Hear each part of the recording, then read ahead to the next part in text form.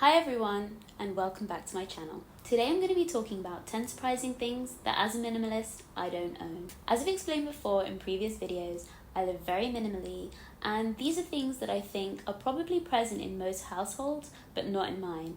And for some of these things, I haven't owned them for many years. I think number 3 is going to be a big shock, so definitely stay tuned for that one. I hope that in sharing this, I can inspire others to look more closely at everyday items in their home and determine whether they really need them. I think it's an opportunity to create space and do things a bit differently. The first thing that I don't own is a bread toaster.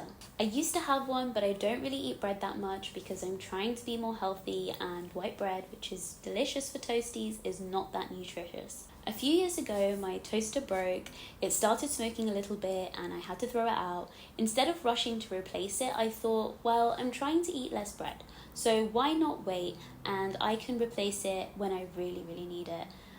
So in the end, I didn't actually end up replacing it at all. I do occasionally buy a small loaf of bread, or I like to toast crumpets and things like that. I found that whenever I did need to toast anything, I could just do it in the oven. And I know that takes a bit more energy than a toaster, but I think for the frequency that I'm doing it, which isn't more than once a month, it's not that big a deal. This does mean that my kitchen counters are completely clear, except for my kettle, which makes cleaning so easy, and whenever I'm cooking, I always have plenty of space. The next thing you might be shocked to learn is I don't have a car. I think if you live in the US, this might be quite surprising, as I do understand it's harder to get around some cities. I live in London, which is a very well-connected city, so I don't think everyone needs to do the same as me, but if you live somewhere with very good transport links, this might be something that you want to consider. Some people have 2 or 3 cars per household, and in my opinion, that might not be something you actually need. There could be ways around it if you think more creatively. I will caveat that some people love driving their own car. It's a really important part of their life, and it's a really treasured personal space for them. So in those cases, I think it's fine. I have friends and family members who feel that way, so I do get it. The only task I really need a car for is my weekly grocery shop, and I've been using Uber to do that. So I'll walk to the supermarket and then I'll take an Uber home because the shopping is heavy. And it's much more cost effective and environmentally friendly for me to take an Uber 4 times a month than it is for me to have and maintain a car. I have a parking space, and I've actually been offered a car by a family member that's not using it at the minute, and I said no thank you because I just don't have a need for it, and it might be more useful for someone else. I'm trying to be more active as well, so I actually like the fact that I have to walk to places. I don't have plans to own a car in the near future, maybe in a year or 2, because I would like to do more walks in the countryside. But for now, this is something I'm easily doing without. The next thing I don't own, and this will definitely shock some people, is I don't have a coffee machine, a cafetiere, coffee press, coffee filter, any kind of coffee gadget. I don't even own coffee beans. I don't drink coffee at all because it really affects me. I love the flavor, but it's just not worth it for me. I don't think I've had coffee for about 10 years. But if you do love coffee, maybe consider how many gadgets and frothers and syrups you really do need. Same goes for tea. I have 1 teapot and that's all I really need. Number 4 is side tables. So I've heard it said many times that side tables are just a place for clutter to collect, and I completely agree, so I don't have any in my home at all. I have a small bedside table in my room, which I use for my books and my water, but I don't really have room for a side table anywhere else in my house. And I don't think anyone really does, unless you have a lamp on it, or it's one of those laptop tables that goes over the sofa. Number 5, I don't have any rugs or carpets in my home. The reason for this is I think they can be difficult to clean. They can collect dust and threads. I have wooden floors, and it's much easier to hoover and mop without rugs in the way. I do appreciate they can make a room more cozy, but they can also make it more cluttered. So I think it's important to consider if you really need one, and if you do, go for a bigger one rather than having several smaller ones. Number 6 is face scrubs and face wipes. So that's 2 things really, but I've grouped them together. I have a skin routine that I'm very happy with, and I don't really use face scrubs because I find them too abrasive.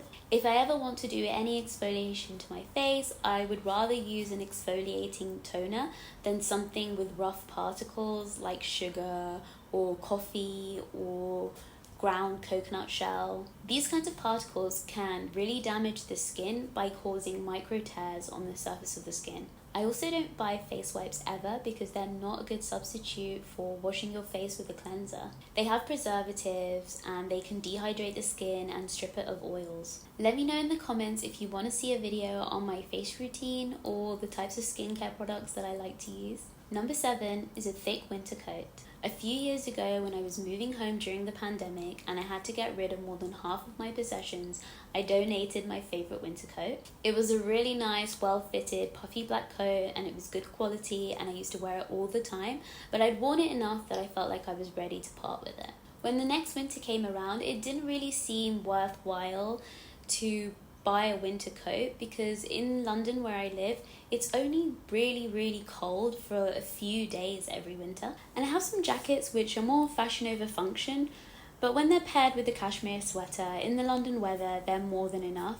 So I never really bothered to replace the coat. I did go to Vienna Christmas 2022 and it's really cold there, so I borrowed my mother's very thick proper winter coat for that trip. We actually got snowed in and stuck in Vienna for a few extra days, so I'm really glad that I had it with me. Here's a picture of me in it, feeling very cozy. But yeah, I think there are ways like this where you can just be a bit creative. If you don't need something every day or every day in a specific season, you should really consider whether you actually need it. Number 8 is a hairdryer. I have curly hair and I do occasionally heat style my hair, but I see hair drying as an opportunity to skip a heat step. I used to blow dry my hair and then straighten it, but now I wash my hair the night before and I put it into 2 braids or 2 buns when I know I want to straighten it the next day. I find that the whole process becomes easier as I've skipped an entire task, my hair comes out shinier and it's definitely healthier for my hair. Number 9 is a similar theme, so I don't own a comb or a hairbrush. This is kind of a cheat because I own a tangle teaser. This is the only tool I really need for styling my hair. I don't own round brushes or anything like that. The final thing I don't own or buy anymore is fiction books. So this again is a bit of a cheat as I do have a few fiction books, but these are books that were given to me as a child, and so I see them more as sentimental items and I actually don't store them with my reading books. I just found that I don't really read fiction anymore. I prefer to read factual, personal development type books, and I found that those are often books that you can reread, or sometimes I like to revisit for a second or third reading to dive more deeply into the meaning of the book. I find with fiction that once you've read the story, you don't really want or need to revisit the book unless it's one of your favorite books. So I've actually donated all of my fiction books. If I do plan to buy any more, it's because it's nice sometimes when you're traveling, or if an author that I really like releases a new book, I might want to read that. So if that does happen, I will probably buy a digital version of that book because I don't see any use in buying a hard copy of the book and then disposing of it shortly afterwards. Thanks for watching. I hope this has helped give you some new ideas of things that you might be able to part with. Let me know in the comments if there's anything surprising that you don't own. I would love to hear about that and get inspired by you. Please like the video for more content on minimal living.